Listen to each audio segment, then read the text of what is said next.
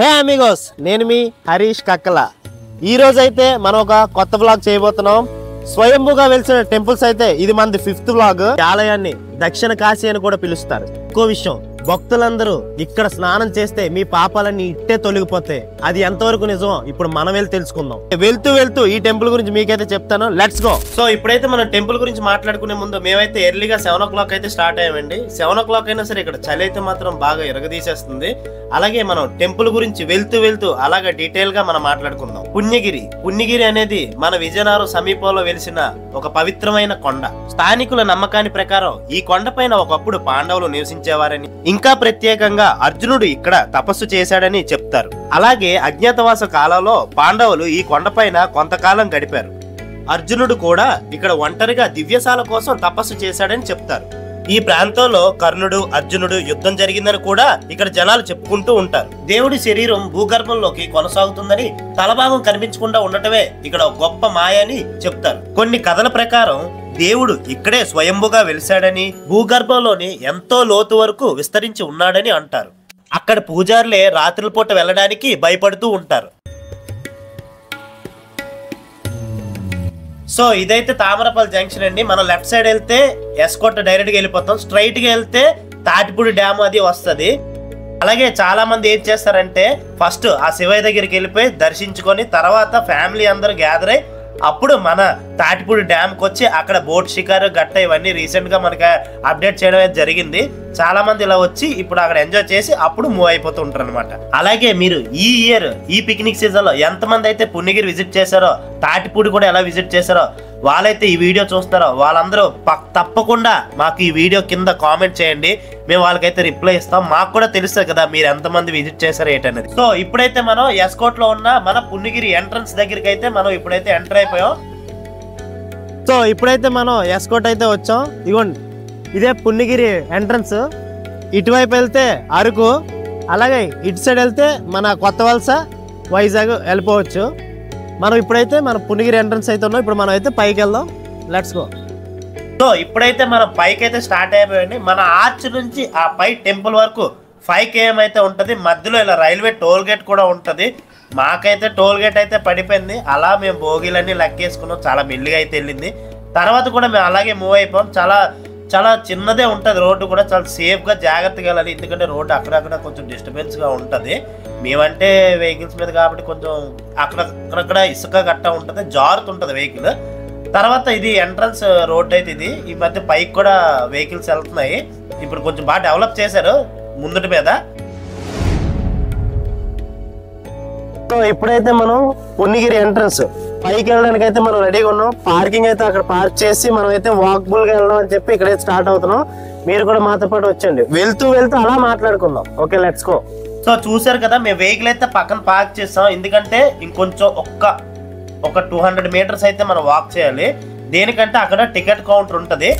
వచ్చాం కదండి, ఇదే మనకి ఎంట్రన్స్. ఇక్కడైతే మనం టికెట్ అయితే తీసుకోవాలి. టికెట్ అయితే 20 rupees. ఆ టికెట్ తీసుకొని మనకు పైకి అయితే మూవ్ అవ్వాలి. సో చూసారు కదా, ఇదే ఆ టికెట్ కౌంటర్ ప్లేస్. మనం పైకి వెళ్ళాలంటే ఇక్కడ పక్క టికెట్ తీసుకోవాలి. ఫస్ట్ ఆఫ్ ఆల్ ఏంటంటే మీరు ఇక్కడ ఫోన్పే అయితే అవ్వదు, హ్యాండ్ క్యాష్ అయితే పక్క క్యారీ చేయాలి. ఆ టికెట్స్ తీసుకొని ఇక్కడ నుంచి స్టెప్స్ అనేది స్టార్ట్ అవుతాయి. ఇక్కడ నుంచి మేము మూవ్ అవుతాం. ఇక్కడ మీకు ప్రతిదీ పిన్ ఇక్కడ ఏటనేది ఎక్కడ వస్తాయి ఏటనేది మీకు ఈ వీడియోలో ఫుల్ గా నేను చెప్తాను. సో మీకు నేను స్టార్టింగ్ లో చెప్పాను కదా, ఇక్కడ స్నానం చేస్తే మీ పాపాలు అనేవి తొలగిపోతాయని. అది ఇదేనండి, ఆ వాటర్ ఫాల్స్ ఇక్కడే. సో మనం లోనకి వెళ్ళి పూర్తిగా చూద్దాం రండి. సో ఇప్పుడు మన పుణ్యగిరిలో ఉన్న వాటర్ ఫాల్స్ అంటారు కదండి, అది ఇదే. ఇప్పుడు మనం అయితే లోనకెళ్ళి పూర్తిగా డీటెయిల్ గా ఈ వాటర్ ఫాల్స్ సంబంధించిన కథ ఏంటనేది మీకు డీటెయిల్ గా నేనైతే చెప్తాను. మీరు స్కిప్ చేయకుండా పూర్తిగా చూడండి. ఇప్పుడు మీరు చూస్తున్నారు కదా, ఈ ఎత్తైన కొండపై నుంచి దార ఎలా పడుతుందో దీన్నే దార గంగమ్మ వాటర్ ఫాల్స్ అని అంటారు. పూర్వం వీరటరాజు కోటలో మారువేషం వేసుకున్న పాండవులు కీచకుడు ద్రౌపదిని చూసి కీచకుడు కన్ను వేశాడు. అప్పుడు భీముడు కీచకుడిని హతమార్చాడు. కీచకుడు చెల్లి అయిన సుదీక్షణాదేవి తట్టుకోలేకపోయింది. ఏడుస్తూ ఆ శివుణ్ణి తలుచుకుంటూ ఉండిపోయింది. అప్పుడు ఆ శివుడు తన జటాజుటంలోని ఒక జటం తీసి కిందకి విసిరితే అప్పుడు అది వాటర్లా ఫామ్ అయి అది ఒక వాటర్ ఫాల్స్గా ఇప్పుడు మనం చెప్పుకుంటున్నాం. అప్పుడు ఆ సుదీక్షణాదేవి అప్పటి నుంచి శాంతించింది. అందుకే ఈ వాటర్ ఫాల్స్లో ఎవరైనా సరే స్నానం చేస్తే అందరి పాపాలు పోతాయని చెప్పి ఇక్కడ ప్రజలందరూ చెప్తున్నారు. అలాగే మీకు ముందుగా ఈ మ్యాటర్ తెలుసుంటే మా కామెంట్ సెక్షన్లో కామెంట్ చేయండి. అలాగే తెలియని వారికి అయితే ఈ వీడియోని అయితే షేర్ చేయండి. మీలో ఎంతమంది ఈ వాటర్ ఫాల్స్కి వచ్చి స్నానం చేసి మీ పాపాలు పోగొట్టుకున్నారు, ఇక్కడికి వచ్చి పుణ్యం జరిగింది, వాళ్ళైతే మాకు కామెంట్ చేయండి. సో వచ్చిన భక్తులందరూ ఫస్ట్ ఇక్కడికి వచ్చి స్నానం చేసి అప్పుడు ఆ గుడి దగ్గరికి అయితే వెళ్తారనమాట. అలాగే మీరు పైకి వెళ్తున్న కొద్ది కోతులు కూడా చాలా ఎక్కువ ఉంటాయండి. అది కొంచెం మీరు కొంచెం జాగ్రత్త, అన్నీ ఒకలా ఉండవు. ఏంటంటే మీరు ఫుడ్ పార్సల్స్ గట్టా హ్యాండ్తో క్యారీ చేస్తే అవి కొంచెం అటాక్ చేస్తూ ఉంటుంది. దానికి మీరు ఏంటంటే కొంచెం డిస్టెన్స్లో మీరు వాక్ చేస్తూ ఉండండి. వాటితో సరదా గట్టా ఆడితే మీ మీదకి ఎక్కిపోతాయి, చూసుకోండి. మరి మేము వెళ్ళిన రోజు కూడా భక్తులు చాలా మంది వచ్చారండి. చాలా ఏజ్డ్ పర్సన్స్ కూడా వచ్చారు. ఎంత కష్టమైనా చాలా ఇష్టంగా ఆయన దర్శించుకోవడం కోసం చాలా కష్టపడి ఎక్కారు. ఈ పుణ్యక్షేత్రానికి రావాలంటే మీరు అనుకుంటే రాలేరు. ఆ పరమేశ్వరి అనుగ్రహం ఉంటేనే ఈ పుణ్యస్థలానికి అయితే రాగలరు. అలాగే ఈ పుణ్యక్షేత్రం సముద్ర మట్టాన 1000 అడుగుల ఎత్తులో ఉంది. కానీ చెప్పాలంటే నిజంగా అడుగడుక్కు వెళ్తున్న కొద్దీ చిన్న చిన్న వాటర్ ఫాల్స్ కనబడుతుంది. మనకి ఎన్ని టెన్షన్స్ ఉన్నా ఏటున్నా వాటర్ సౌండ్ అనేది విన్న తర్వాత మనం ఆ టెన్షన్స్ అన్నీ ఇట్టే మర్చిపోతాం. ఎందుకంటే అక్కడ పైకి వెళ్తున్న కొద్దీ మనలో తెలియని ఏదో ఒక పాజిటివ్ ఎనర్జీ అయితే మనకు అనిపిస్తుంటుంది. పర్సనల్గా ఎక్స్పీరియన్స్ చేసి చెప్తానండి. నిజంగా పైకి వెళ్తున్న కొద్దీ నాకున్న టెన్షన్స్ అన్నీ మర్చిపోయాను నేను. ఈ పుణ్యక్షేత్రం గురించి అయితే మాకైతే కొంత మాత్రమే తెలుసు. ఈ ఫుల్గా ఈ డీటెయిల్స్ అనేవి పైన పంతులు గారి ద్వారా మీ అందరికైతే మేము చెప్పిస్తాం. మీరందరూ చివరి వరకు ఈ వీడియో అయితే చూడండి, స్కిప్ చేయకుండా. పూర్తిగా ఈ చరిత్ర మీకు తెలుసు. ఇప్పుడైతే మనం దగ్గరికి అయితే టెంపుల్ దగ్గరలోకి అయితే మనం ఎంటర్ అయిపోయాం. ఇంకొన్ని స్టెప్సే ఉన్నాయి. ఆ పైనకి ఎంట్రన్స్. దీనికో చరిత్ర ఉందండి. ఈ వాటర్ ఫాల్స్ కూడా మంచి చరిత్ర అయితే ఉంది. పైన శివుడికి నిత్య అభిషేకం అయ్యి వస్తున్న వాటర్ ఇదంతా. ఓం నమః శివాయ.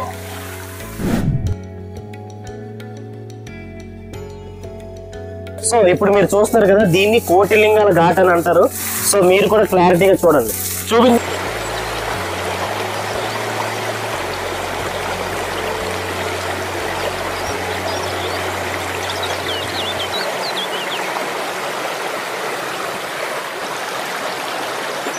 రేపైతే 4వ సోమవారం. మీ ఫ్యామిలీ అందరూ బెస్ట్ పిక్నిక్ ప్లేస్ ఏది అని అంటే ఈ పుణ్యగిరి అని అయితే నేనైతే బెస్ట్ ప్లేస్ అని నేనైతే మీకు చెప్తాను.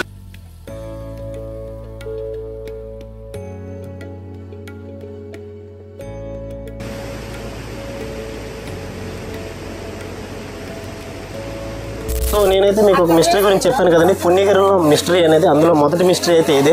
ఇక్కడ పైన 365 రోజులు నిత్యం అయితే వాటర్ అనేది ఇక్కడ పడుతూనే ఉంటుంది. అది ఎక్కడి నుంచి పడుతుంది అనేది ఎవ్వరికీ తెలియదు.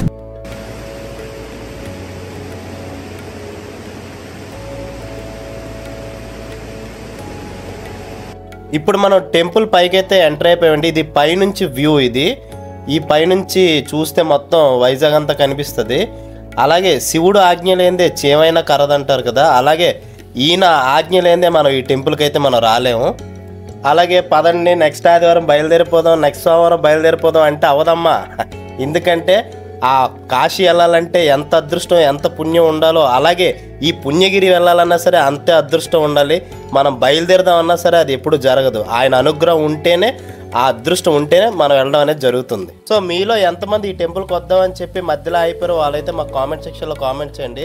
అలాగే ఇప్పుడు గుడిలో ఎంటర్ అయిపోయాం కాబట్టి ఈ పూర్తి డీటెయిల్స్ ఆ పంతులు గారి ద్వారా మనం తెలుసుకుందాం. గురుగారు నమస్కారం అండి. ఈ గుడి గురించి ఒక పురాతనమైన చరిత్ర గురించి మీ ద్వారా మాకు మా ప్రజలకి కొంచెం మీ ద్వారా చెప్తారని. ఓం నమః శివాయ. శ్రీ శ్రీ శ్రీ ఉమా కోటిలింగేశ్వర స్వామి వారి దేవస్థానం, విజయనగరం జిల్లా శృంగవరపుకోట మండలం పుణ్యగిరి గ్రామం అండి. మనం చూస్తున్న స్వామివారి కిందన పాలరాజు నందీశ్వర శివలింగం కూడా స్వయంభూగా వెలిశాయి. అది భూ గర్భంలో ఉన్నాయి కాబట్టి దాన్ని తీయడం కుదరలేదు కాబట్టి దానిపైన దీన్ని కాశీ నుంచి తెచ్చి 1973లో ప్రతిష్ఠ చేశారండి. అలాగే గుడి దగ్గర నుంచి 10 కిలోమీటర్ల దూరం వెళ్ళేటట్టయితే అక్కడ విరాట పర్వతం ఒకటి ఉందండి. అక్కడ పాండవులు అజ్ఞాతవాసం చేసేవారు. అక్కడ నుంచి ఇక్కడికి వచ్చి కింద ఉన్న స్వామివారిని అభిషేకం చేసుకునేవారు. అలాగే మరి కొంచెం క్రింద ఉండేటట్టయితే ధార వస్తూ ఉంటాడండి. దాన్ని పుట్టు ధార అంటారు. ఆ ధార 24 గంటలు 365 రోజులు వస్తూనే ఉంటుంది. ఆ ధార ఎక్కడి నుంచి వస్తుందో ఎవరికీ తెలియదు. అలాగే గుడి దగ్గర నుంచి మరి కొంచెం క్రిందకి వెళ్ళేటట్టయితే అక్కడ త్రినాథ స్వామి గృహం అని చెప్పేసి ఒకటి ఉంది. ఆ గుహలో పైన ఆవు పొదుగులు ఉంటాయి, కింద 3 శివలింగాలు ఉంటాయి. ఆవు పొదుగులను చుక్కా నీరు శివలింగాల నుంచి అభిషేకం పడుతూ ఉంటాయి. అది దాడి మనకు వచ్చి క్రిందకి వెళ్ళేటట్టయితే కోటి లింగాలు అని చెప్పేసి ఉంటాదండి. ఒక లింగం తక్కువ కోటి లింగాలు అనమాట. అక్కడ అర్జునుడు పాశుపదాస్త్రం గురించి తపస్సు చేస్తే మూషాసుడు అనే రాక్షసుడు పంది రూపంలో వస్తాడు. ఆ బాణాన్ని సంధించేటప్పుడు ఆ పందికి తగులుతాది. ఆ పంది శివ అనగానే కైలాసవుడు శివుడు ప్రత్యక్షమయ్యి ఇక్కడ ఎవరైనా చనిపోయిన వాళ్ళ హస్తికలు కానీ కలిపితే కైలాసానికి చేరుతాయని చెప్పి వరవిస్తారు. అందుకని అక్కడ హస్తికలు కలుపుతూ ఉంటారు. హస్తికలు కలిపిన కొన్ని రోజులకు సున్నరాల కింద తయారవుతాయి. అది దారి మనకు వచ్చి క్రిందకి వెళ్ళేటట్టయితే ధారగంగ ములోయనుందండి. ఆ లోంచి కాశీకి వెళ్లే త్రోవ ఉండేది. 100 సంవత్సరాల క్రితం నారాయణ స్వామీజీ ఇక్కడ నుంచి కాశీకి వెళ్లి అక్కడ నుంచి జలం తెచ్చుకొని కింద ఉన్న స్వామివారిని అభిషేకం చేసుకునేవారు. స్వామివారికి ఉన్న ప్రత్యేకత ఏమిటంటే పునిగిరి ఎప్పుడు అనుకుంటే రాలేరు, అనుకోకుండా బయలుదేరి రావడమే స్వామివారికి ఉన్న విశిష్టత అండి. ఇది 7000 సంవత్సరాల కిందదండి ఈ యొక్క క్షేత్రం. అలాగే కార్తీక మాసంలో స్వామివారికి ప్రత్యేక అభిషేకాలు జరుగుతూ ఉంటాయండి. 4 సోమవారాలు, 2 ఏకాదశులు, ఒక కార్తీక పౌర్ణమి, అలాగే పోలిపాడ్యం రోజా స్వామివారికి ప్రత్యేక అభిషేకాలు జరుగుతూ ఉంటాయి. అలాగే ఆలయం ఉదయం 6 దగ్గర నుంచి సాయంత్రం 5 గంటల వరకు కూడా 365 రోజులు కూడా తెరిచే ఉంటాదండి. ఓం నమః శివాయ. Thank you sir.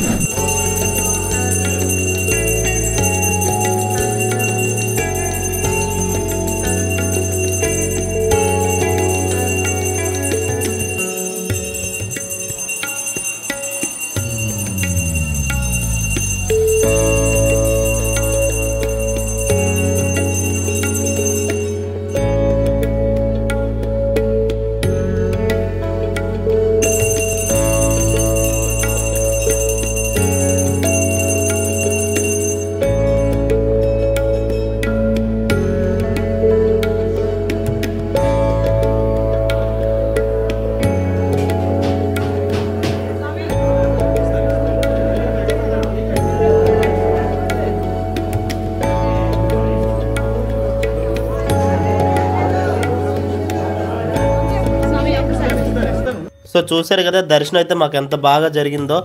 జనం కూడా ఎంతమంది క్రౌడ్ వచ్చారో చూస్తున్నారు కదా. ఆ దర్శనం అయిపోయిన తర్వాత అలా బయటకు వచ్చిన తర్వాత అగో కొద్ది ముందుకు వెళ్ళిన తర్వాత అక్కడ మనకి ధ్వజస్తంభం ఉంది. అక్కడే దీపాలు అనేవి వెలిగిస్తున్నారు జనాలందరూ. సో మేము కూడా ఏం చేసామంటే ఒక దీపం తీసుకొని మనస్ఫూర్తిగా దండం పెట్టుకొని ఒక మొక్కుకొని మేము కూడా ఆ దీపం అనేది వెలిగించాం. అలాగే నేను వెలిగించిన ఒత్తి ఫాస్ట్గా వెలిగిపోయిందండి. మరి మా వాడు ఏటు మొక్కున్నాడు ఏటో తెలియదు కానీ చాలాసేపు ట్రై చేశాడు కానీ ఆ ఒత్తి అయితే వెలగలేదు. పాపం ఫైనల్గా చాలా కష్టపడి ఎలాగోలాగా ఒత్తి అయితే వెలిగించాడు. క్రౌడ్ అయితే మటుకు చాలా ఎక్కువ మందే వచ్చారండి. కొంచెం సేఫ్గా రండి జనాలు కూడా. అలాగే ఇక్కడ ప్రసాదం కూడా ఉంది, బయట అమ్ముతున్నారు. సో చూసారు కదా ఇంత జనాల్లో కూడా మనకు ఆ పంతులు గారు అయితే ఇంటర్వ్యూ ఇవ్వడం అనేది జరిగింది. ఆయన ఎంత నీట్గా స్పష్టంగా ఎంత నీట్గా చెప్పారో మీరు కూడా చూడండి. ఈ వీడియోని అయితే మీరు ఫుల్గా స్కిప్ చేయకుండా పూర్తిగా చూస్తే ఆ యొక్క పరమేశ్వర చరిత్ర అయితే మీకు క్లారిటీగా తెలుస్తుంది.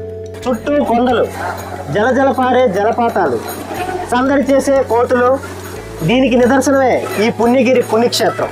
శివుడు ఆజ్ఞ లేనిదే చేవ కూడా పుట్టదంటారు. అలాగే ఈ పుణ్యగిరి రావాలంటే ఆ శివుడు ఆజ్ఞ తప్పకుండా ఉండాలి. మీరు రావాలనుకున్నా రాలేరు. ఒకప్పుడు ఆ కొండపైన వీరాజరాజు కోట అని ఒకటి ఉండేది. అక్కడ ఏంటంటే పాండవులకు నివసించడానికి ఆ కోటని వాళ్ళైతే ఇచ్చారు. ఈ పుణ్యగిరి అనే పేరు ఎలా వచ్చిందో తెలుసా?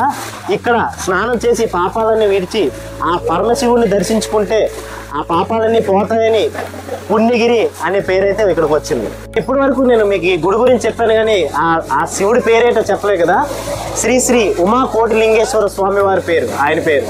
పూర్వం ఇక్కడ ఋషులు తపస్సు చేసేవారు. ఆ తపస్సు చేసి ఆ పరమశివుడు దర్శనం ఇచ్చి వాళ్ళకి ఒక వరం అనేది ఇచ్చారు. ఆ ఋషులు వరం ఏంటి అడిగారంటే, తండ్రి పరమేశ్వర మీరు మాకు ఇక్కడే ఉండి విగ్రహ రూపంలో దర్శనం ఇవ్వాలని వాళ్ళైతే వరం కోరుకున్నారు. అప్పుడు ఆ పరమశివుడు అలాగే అని చెప్పి వరం ఇచ్చి అక్కడే ఆ విగ్రహ రూపంలో మనకి దర్శనం అయితే ఇచ్చారు. సో చూసారు కదా ఆ శివయ్య దర్శనం మాకు ఎంత బాగా జరిగిందో. అలాగే మీరు కూడా చూసారు కదా. అలాగే ఇంకెవరైనా సరే ఆ పరమేశ్వరుని దర్శించుకోవడానికి ఎవరైతే రాలేదో వాళ్ళందరూ తప్పకుండా వచ్చి ఆ పరమశివుని దర్శించుకుంటారని మరీ కోరుకుంటున్నాం. అలాగే ఇంకా వెళ్ళలేని వాళ్ళు ఎవరైనా ఉంటే వాళ్ళకి ఈ వీడియోని అయితే షేర్ చేయండి. తప్పకుండా వచ్చి ఆ శివుడిని దర్శించుకుంటారని నేనైతే మనస్ఫూర్తిగా కోరుకుంటున్నాను. అలాగే ఈ స్వయంభూగా వెలిసిన విగ్రహాలు ఎక్కడున్నా సరే, ఇంకా అలా వీడియోలు ఎక్కడున్నా సరే మేమైతే వెళ్ళి ఆ వీడియోలు అయితే మేము చేయడం జరుగుతుంది. అలాగే మీరు చేయాల్సిందల్లా ఒకటే, మా వీడియోకి ఫుల్ గా సపోర్ట్ చేసి లైక్ చేసి షేర్ చేసి మా అందరికి ఇంకా సపోర్ట్ చేస్తారని మేమైతే మనస్ఫూర్తిగా కోరుకుంటున్నాం. Thank you.